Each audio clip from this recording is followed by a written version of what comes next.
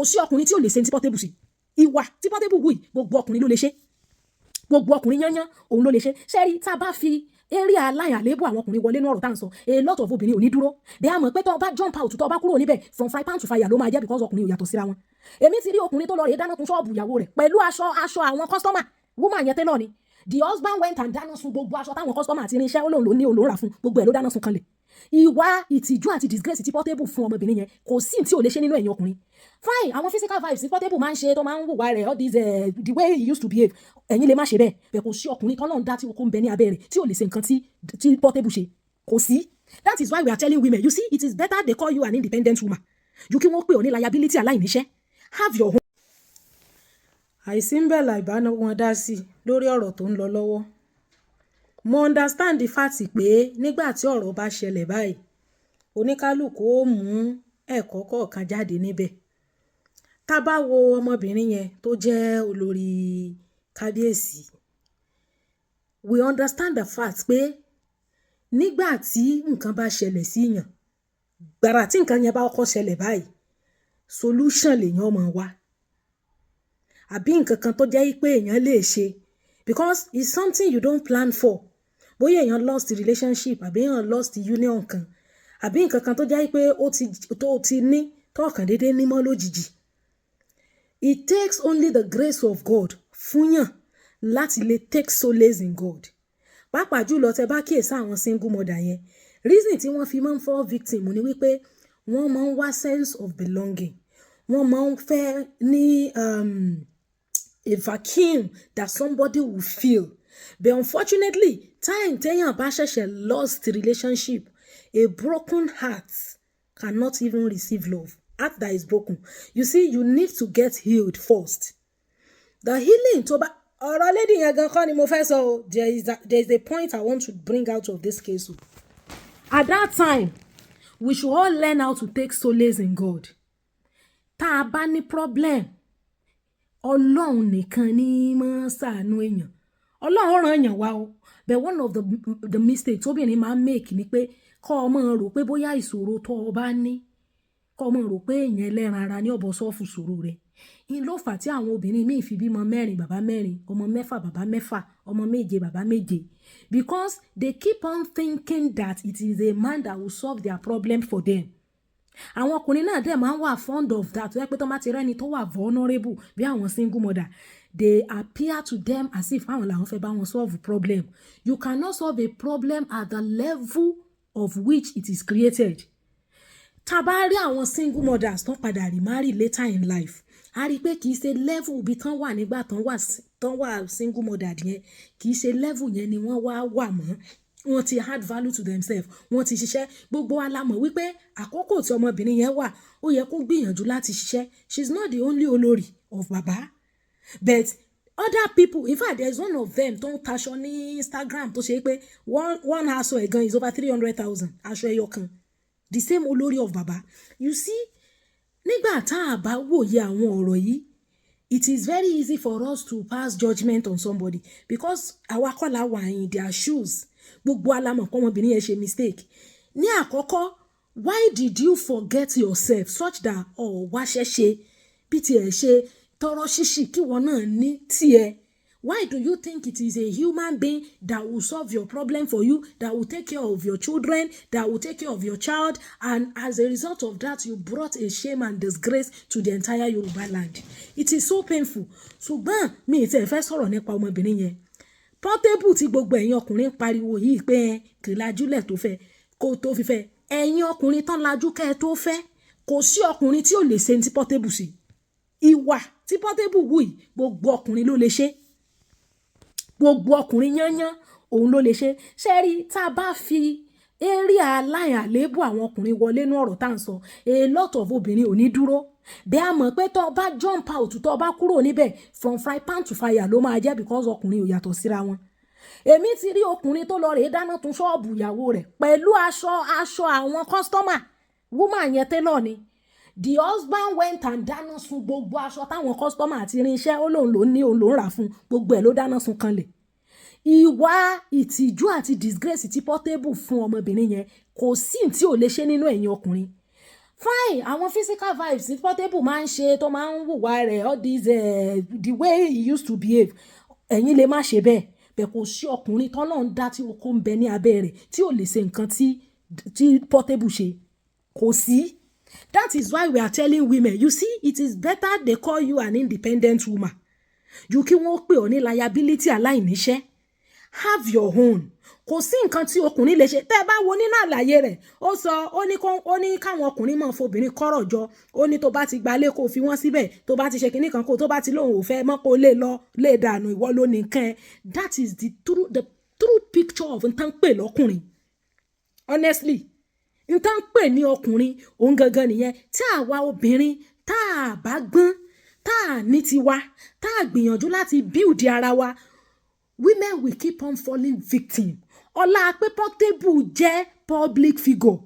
Òun ló jẹ́ ká mọ̀ rò pé ó ṣe kéde. Ẹ̀yin ọkùnrin gbogbo àwọn àṣírí táwọn obìnrin yín fi sí yín lọ́wọ́ ẹ ti fi bú wọn. Gbogbo àwọn òbò tá à ń rí lórí social media àwọn wo náà ń gbé síta. Ṣé báwọn ọkùnrin ni ìyá tó bí odidi ọmọ 5 fọkùnrin lórí afẹ́fẹ́ yìí tán padà gbé private video ẹ̀ síta ṣé kìí sọkùnrin ló gbé jáde. Gbogbo àwọn obìnrin tá ń rí wòwò wọn láfẹ́fẹ́ kìí ṣàwọn ọkùnrin náà ń gbé jáde. Mo wá ń sọ ẹ̀rí pé ẹ bá rí lórí update mi mo sọ níbẹ̀ mo ní it is easy to judge because you are not the one in that shoe. Èwo nù yín ni ò lè ṣe tí Portable ṣe.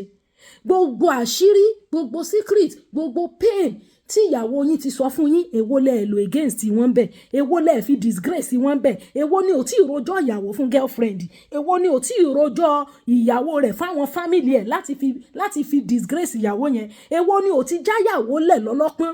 Sórí tó o bá jẹ́ obìnrin tó o kàwé tó o ṣiṣẹ́ tó o kọ́ṣẹ́ ọwọ́ tó o ní nǹkan kan of your own tó ṣe pé gbogbo the totality of your life is dependent on your husband. So rọ́jọ́ tó máa dójú tì ẹ̀ báyìí kò ní dúró kílẹ̀ ṣú. Ẹ pé tílẹ̀ bá ṣú ẹ ń bá fẹ́ rí tí ń ṣẹlẹ̀ yọ wà torchlight. Ọ̀sán gangan òun kàtàrí ni. I'm telling you, if you don't labor and work hard and have your own, so that whatever a man is coming to come and give you will be an additional. So the time don't struggle, don't labor, to sọ pé fẹ́ ní tiẹ̀, don't sọ pé you want to be an independent woman. It is better you be an independent woman. And you are financially free, you can take care of yourself. Sórí tó bá ní nǹkan tó ṣe wípé signature ọkùnrin yẹn ló wà lórí gbogbo ẹ̀, ò ní nada, kò sí nǹkan kan tó ní. Kò sí nǹkan kan tó ní. There are a whole lot of cases like this o. Bẹ́ẹ̀ ìgbà tí mo wá rí gbogbo àwọn ọ̀jọ̀gbọ́n, gbogbo àwọn ènìyàn tí wọ́n jẹ́ sọ̀rọ̀sọ̀rọ̀, tí wọ́n ti sọ̀rọ̀ nípa ọ̀rọ̀ yìí, kò sí ẹnì kankan tó ti ẹ̀wọ̀ angle tí mò ń go rárá. Gbogbo ẹ̀yin tẹ́ fẹ́ hàn Portable jẹ́, èwo ni ò worst ju Portable lọ nínú ìwà. Èwo ni ò ti bà yí obìnrin jẹ́, èwo lóbìnrin ò ti sọ àṣírí ẹ̀ fún tó sì fi àṣírí yẹn tó sì fi dojú ti obìnrin yẹn lọ́sàn gangan. Èwo ni ò tilẹ̀kùn ṣọ́ọ̀bù mọ́yàwó ẹ̀ rí ẹlẹ́lẹ́jà ṣọ́ọ̀bù ẹ̀ nǹkan tó yẹ nìyẹn. Àìmọye ọ̀pọ̀lọpọ̀ yín tó ti fóbìnrin ní depression dementia èyí sì fẹ́ gbóòótọ́ ọ̀rọ̀ ara yín kan sóòótọ́ ọ̀rọ̀ ṣùgbọ́n tẹ́ bá fẹ́ crucify Portable fún wà tó wù ẹ rọra crucify ẹ̀ because ìwà tí Portable wù ó tún better díẹ̀ compare to ẹ̀yin ọkùnrin kan. Tó gbọ́dọ̀ ọ̀rọ̀ àlùfànṣá tó sọ sí Yorùbá tó sọ sílẹ̀ Yorùbá ìyẹn tí ẹ̀ ń bíyànnú ó láwọn àwọn ìlú kan wọn ní POP níbẹ̀. All those things are just you see it is a kind of thing tó ṣe pé ó wà painful nígbà téèyàn bá ń gbọ́. You know, mo kàn tají lóru ẹ̀ ní pé kí n pray mo wá ń ronú nípa àwọn nǹkan yẹn. I started ruminating about it and I said to myself that the character that Portable put on yìí kò sí ọkùnrin tí ò lè ṣe. Ọ̀pọ̀lọpọ̀ ọkùnrin tó ń wò mí tó ń gbọ́ mi báyìí ló ti mú gbogbo nǹkan tó fóbìnrin ló ti gbà padà rí. Ọ̀pọ̀lọpọ̀ yín ló ti gbóbò obìnrin síta torí ò fẹ́ yín mọ́. Ọ̀pọ̀lọpọ̀ yín ló ti fi secret ìdílé. Mo rí tó tún lọ ṣe fídíò tó ní káwọn Ìbàdàn má bínú ìdílé gẹ́ yẹn lòun sọ pé wọn nílé oní POP. Ṣé bórí cyberspace la wà tá rí bàbá kan tó ra mọ́tò fún one actress tó ṣe pọ́sàn gan ló lọ gba mọ́tò yẹn lọ́wọ́ ẹ̀ lóṣòdì. Ní broad daylight the man go and collect that motor from that girl lọ́sàn gan ló lọ gba mọ́tò yẹn díẹ̀. Kí nìyẹn fi yàtọ̀ sí Portable? Mo sọ fún yín ìwà tí Portable wù kò sí ọkùnrin tí ò lè ṣe. Kí lè ta fi sọ fún àwọn obìnrin bẹ́ẹ̀ bá kàwé ẹ kọ́ṣẹ́, bẹ́ẹ̀ bá kọ́ṣẹ́ ẹ ṣe business, ẹ ṣòwò, at least tó bá ní certificate iṣẹ́ lè dé at any time. Tó bá dẹ̀ ṣiṣẹ́ ìjọba, at least skill tó ti acquire in school, it will help you to have a business of your own. Kí lẹ́tà fi ń sọ yẹn fún wọn tó rà ti mọ̀ wípé kò sí nǹkan kan tọkùnrin lè fún ẹ tó o lè gbẹ́kẹ̀lé, tó o lè rely láìlé. Ìjọ tẹ bá jà yóò rán ẹ sí àwọn ìrandíran. Ẹ rí mẹ́mórì àwọn bàbá tó lọ ń sọ̀rọ̀ sí ni nítorí obìnrin tó fẹ́ mọ́. Bí gbogbo ọkùnrin ṣe rí nìyẹn. Tẹ́ ẹ bá feel pé bóyá ẹ̀yin yàtọ̀, yàtọ̀. Ìwọ tó bá ti mú story obìnrin bóyá nítorí nǹkan kan tó rò pé o ṣe fún tó fi bò láṣìírí tó ti fi bu, kí ló fi yàtọ̀ sí Portable? Bóyá èèyàn tí ò lè ṣe tí Portable ṣe bá wà, bóyá 0.001% of ọkùnrin, kò sí ọkùnrin tí àìmọye àwọn story yẹn ní DM tá à ń rí tó jẹ́ pé tó máa ti ṣọ́ọ̀bù ẹ pa for months. Ìgbà yẹn ní gbogbo àdúgbò gan tó mọ̀ pé tó rà síbẹ̀ tó ní síbẹ̀ òun ló ní. You don't have a signature of your own. Then ẹ̀yin òbí ẹ gbìyànjú tẹ́ ẹ bá lè tọ́ ọmọ ẹ fiṣẹ́ lé ọmọ lọ́wọ́. Tọ́mọ bá ṣe tán tó ṣe freedom, tó bá tiẹ̀ lọ́kọ tó fẹ́ ra irinṣẹ́ fún, ẹ̀yin náà ẹ dáwó jọ nínú family. Bẹ́ẹ̀ tí ẹ lágbára pé kẹ́yin nìkan ṣe, ẹ dáwó jọ nínú ẹbí kẹ́ ẹ ra irinṣẹ́ in your name for the ọmọ, kẹ́ ẹ fiṣẹ́ lé lọ́wọ́. Kó má jẹ́ pé kìkì nǹkan tọkùnrin ṣe fún nìkan níbẹ̀ nínú ṣọ́ọ̀bù rẹ̀, nítorí wípé tán bá ń sọ pé kéèyàn mọ nǹkan tí ń jẹ́ ọkùnrin. What Portable did is a picture, the correct image of what a man is. So gbogbo ẹ̀yin tẹ́ fẹ́ crucify ẹ̀ tẹ́ ní ẹ ṣe lè tilẹ̀kùn mọ́, ẹ ṣe lè jáde, ẹ gbalé fún ṣe kinní kan. Èwọ́nú yín ni ò ti obìnrin jáde tọmọtọmọ lọ́wọ́. Èwọ́nú yín ni ò ti ṣọ́ọ̀bù, èwọ́nú yín ni ò já ṣọ́ọ̀bù, èwọ́nú yín ni ò fi síkírìtì àbí pásítì ìrìn àjò obìnrin tó sọ fún yín out of love. Èwọ́nú yín ni ò fi bú obìnrin. Èwọ́nú yín ni ò gbóbò obìnrin síta nítorí ò fẹ́ yín mọ́. Èwọ́nú yín ni ò ti disgrace obìnrin rí. Àwọn ìyàwó yín torí ẹ̀ náà ṣe máa ń ba ayé yín jẹ́ ní old age. Why? Because time tẹ strong tẹ wà able yẹn, ẹ ti fi strength yẹn, ẹ ti fi damage conscience àwọn obìnrin yẹn. Torí ẹ̀ náà kì í ṣe ń ṣàánú yín tẹ́ ẹ bá darúgbó. Wọ́n ní kò lajú lẹ́kẹ̀ẹ́ tó fẹ́, ẹ̀yin tán lajú kẹ́ ẹ tó fẹ́. Ìwà kílẹ̀ wù sí wọn, ṣé bẹ́ẹ̀ padà báyé wọn jẹ́ ni. Àwa tá à ń sọ pé tí ò bá ti nà ẹ́ dúró síbẹ̀, tí ò bá ti ní o mọ̀ ṣe rere, tí ò bá ní o mọ̀ tẹ̀síwájú, nítorí àti mọ̀ wípé àwọn tán tún wà ń ta àwọn yẹn worst gan ju eléyìí tó fi òpó lè endure yìí lọ. Ni mo fi wá ń béèrè pé kí ni ìyàtọ̀ Portable àtẹ̀yìn ọkùnrin yòókù? Yàtọ̀ sí Portable, ẹ̀yin kan lè mọ́ tí ń tirun sí gold and yellow kó dàbí rainbow bíi tiẹ̀. Ẹ̀yin lè mọ́ láwọn vibes, all these vibes tí mọ́ níyẹn. The inside of you, there inside every man is Portable. There is Portable inside every ọkùnrin. Irú àwọn ìṣẹ̀lẹ̀ báyìí a máa draw strength àti ọgbọ́n látara irú àwọn ìṣẹ̀lẹ̀ yìí ni. If as obìnrin, money is unisex, success is unisex. Kò sí ibi tán kọ́ sí wípé ọkùnrin ló gbúdọ̀ ṣe dáadáa ju obìnrin lọ. Tó o bá mú ayé ẹ lọ́kùnkúndùn, kó o torí okó, kó o torí ọkùnrin, kó o bá yí ara ẹ jẹ́, iléèwé náà fi ẹ́ sí ò lọ iléèwé, wọ́n fi ẹ́ sẹ́nu ẹ̀kọ́ṣẹ́ o lọ ń sunlé ọkùnrin. Torí nígbà tó bá yí ara ẹ jẹ́ tán, ọjọ́ tó bá máa lé ẹ jáde ò ní mú pákó tó fi rorin kò ní jẹ́ kó mú. Èmi ti rí first class graduate tọkùnrin lé dànù síta tó ní oníṣẹ́ live and direct, a first class ẹni tó ní first class from a reputable university ó lè dànù pẹ̀lú ọmọ oṣù 5 ní liability àtìgbà tóun ti fẹ́ kò ṣiṣẹ́. This is a graduate tó jáde with good grade. Ni mo ṣe sọ pé when you don't have money of your own, mi fi òpó tí qualify láti lọ sí ilé ọkọ. Mo rántí ìgbà kan tí mo ṣí ṣọ́ọ̀bù kan gbà kan tí mo rán báàgì tí mo ń ta àwọn aṣọ tí mo gbà mo ṣe gba PhD form gbà náà ni. Ọ̀rẹ́ mi kan wá ní bó rán báàgì school rẹ̀ bá rán school báàgì fọ́mọ ẹ̀ mọ́ sábà rán báàgì tó wá gbé ṣọ́ọ̀bù mi. Wọ́n sọ wípé Stabose Ọlọ́run ti ẹ̀ ti ṣe ó ti pẹ́ díẹ̀ o kẹ́ ẹ ya settle down báyìí lókù kẹ́ ẹ ya marry mo ní kí ni wọ́n lọ kí mo fẹ́ lọ marry ṣe láàkó yìí ní kí ló dé mọ́ mi tí ì níṣẹ́ ó lè tẹ̀ ń ṣe ìṣẹ́ mi iṣẹ́ báàgì ní gbèrè lé ọkọ iṣẹ́ báàgì ní rán ní gbèrè lé ọkọ ṣèbẹ́ ní sàtífíkẹ́ẹ̀tì mo ní sàtífíkẹ́ẹ̀tì ní mọ̀ ọ̀jẹ́ mọ tán pè ní ọkùnrin sórí ìjọ tí ọba disgrace ẹ báyìí kò ní dágbére fún ọtí lánàá. So ẹ̀yin ọkùnrin ẹ má wulẹ̀ swallow Portable. Kò sí tí Portable ṣe kò sọ́kùnrin tí ò lè ṣe.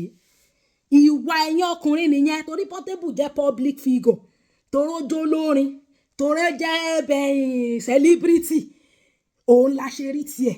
n tí Portable ṣe ẹgbẹgbẹ̀rún yín ló ti ṣe tó ti baṣẹ́ ìyàwó ẹ̀ jẹ́ tí òjò orí ṣe tí òjò tẹ̀síwájú a mọ̀ wípé Dami ṣe mistake nítorí wípé at that time o ò ní ìdí ọkọ iṣẹ́ ló nídìí tó bá jẹ́ room self contained ló rọra gbà tágbára ẹ̀ka tó ń gbé tó ń tọ́jú ọmọ ẹ̀ mo rí táǹtì kan ṣe show ó dà pé Ìyábàdàn ṣe show lórí TikTok tó ń fún ní tangible advice pé gbogbo àwọn tó ń dáwọ́ fún yẹn wọ́n help ẹ̀ that woman she has spoken well nǹkan tó yẹ kí Dami should have done nìyẹn you ought to either go back to school tí ò bá dẹ̀ sí much to go back to school you can go back to the market you go and learn a skill you start a business you make money ó ṣe ò ṣe wàá jẹun ẹ̀ẹ̀mejì lójúmọ́ wàá dẹ̀ tọ́jú ọmọ ẹ̀ ń bọ́ ọmọ kan ni but you think somebody will be the one to take care of you you just land yourself into disgrace and shame ojú ti ra ilé mi lánàá ojú òtì ní bí ìgbẹ́ni wọ̀n bá lójú tì ní it is a shame even to Yoruba land and to the memory of àwọn bàbá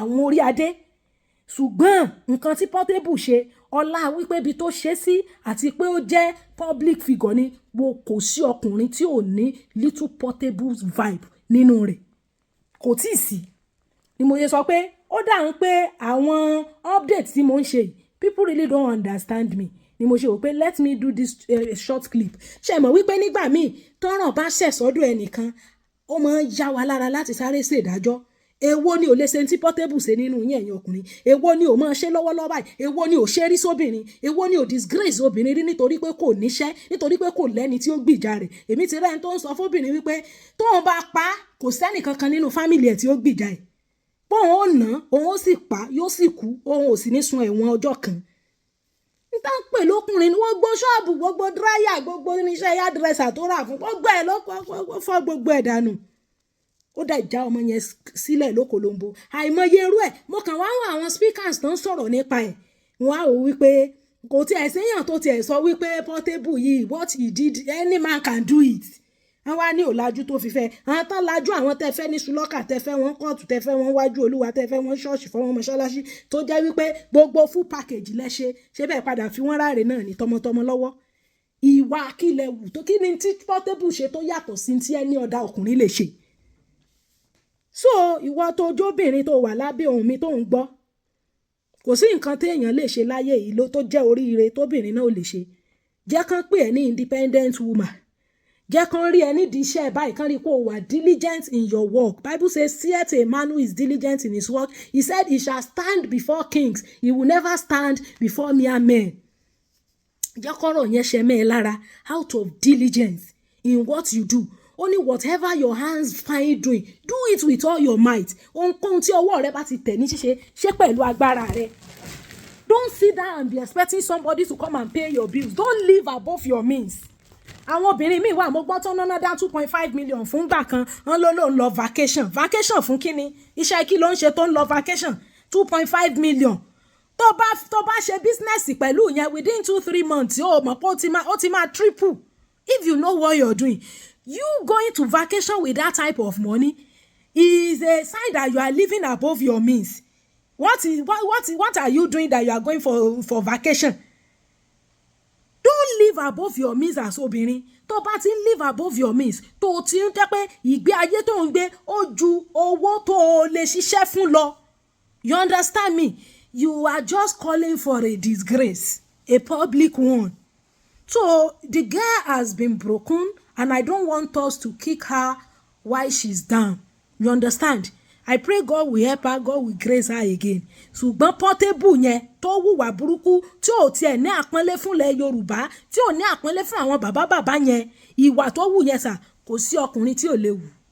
Ìwọ tó bá wá lè wù kó fi sí comment section kó o proof ara rẹ pé ó ṣe bẹ́ẹ̀ rí fóbìnrin ìwọ tó bá ti fi àléébù obìnrin bu yàtọ̀ sí Portable ìwọ tó bá ti lé obìnrin jáde fọnáfọnsu nítorí pé ordinary fóònù tẹ́lòmíràn fóbìnrin tó bá ti fẹ́ra máa gbà lọ́wọ́ ẹ̀ padà ni yàtọ̀ sí Portable ìwọ tó gbóbò obìnrin síta gbogbo àwọn òbò tá à ń rí lórí social media àwọn wo náà ń gbé síta àwọn ọkùnrin ni kí ló fi wá yàtọ̀ sí Portable àwọn obìnrin tó mọ bú tó mọ rán sílé tó mọ bú yẹ tó mọ bú bàbá tó lọ tọrọ ẹ̀ lọ́wọ́ ẹ̀ kí ló fi yàtọ̀ sí Portable gbogbo àwọn àṣírí tó obìnrin ti sọ fún ẹ tó ti fi bú wà lébòrè lè sí ẹ báwo ló bó ẹ ṣe fẹ́ lé obìnrin tó ti climb chest ẹ you mind what you say to her gbogbo àwọn insult àwọn ọ̀rọ̀ àlùfàǹṣá tó ti sọ sóbìnrin kí ló fi yàtọ̀ sí Portable a rí comment òfò kan bí máa gbẹ́ nìyẹn blocking ni ẹ̀yin ọkùnrin the same thing nìyí ẹ̀ yàtọ̀ sí Portable yàtọ̀ sí Portable